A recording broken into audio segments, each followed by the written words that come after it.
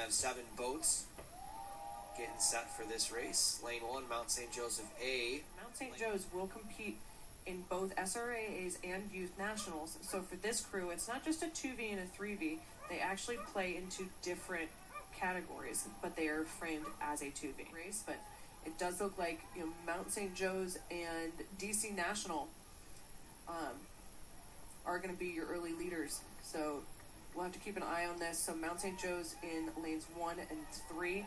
Lane 1 is going to be their Scholastic JV8, and lane 3 is their Scholastic 2V. And Katie, arguably, this is the closest one we've seen so far across the board, and I think that kind of makes it more exciting. But as you mentioned, Mount St. Joseph A and B near the top in this race, with DC National Rowing Club in the mix as well.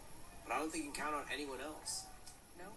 All 3 of these front crews, this is the Mount St. Joe's entry in lane 1, DC National in lane 2, and Mount in lane 3. Just looking super strong here. It does look like Mount in lane 3 has overtaken DC National by just about a seat. DC National looks like they're trying to move back. You could see an increase in cadence. They're beating a little bit higher, trying to get that narrative back, trying to be in control of that silver medal position. But we'll have to wait to see what happens.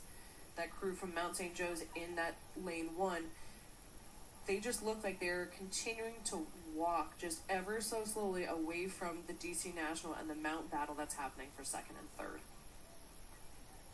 And inside that boat, Addison, Elise, Madeline, Olivia, Aubrey, Shaylee, Mariana, Ella, Alice, and the coach, Elena. Gotta be happy with this performance so far. Okay. But another sight to see down at the finish line. Not only are the banks starting to fill up with fans, supporters alike, you also start to see people get their first rounds of medals and take some pictures, right? You can hear them clanking right alongside the cowbells that we hear. But again, if you're on site and you've already competed in your final and has been marked official, please be sure to stop by the finish line tower for your medal, because you don't want to go home empty-handed today, especially not on Mother's Day. That JV8 from Mount St. Joe's just really getting good run on that hull, pushing to the finish. DC National not letting him walk away with open water here. And Mount St. Joe's down about a half a length on DC National, but unofficially Mount St. Joe's wins the 2V here. DC National followed by Mount St. Joe's, again that B entry.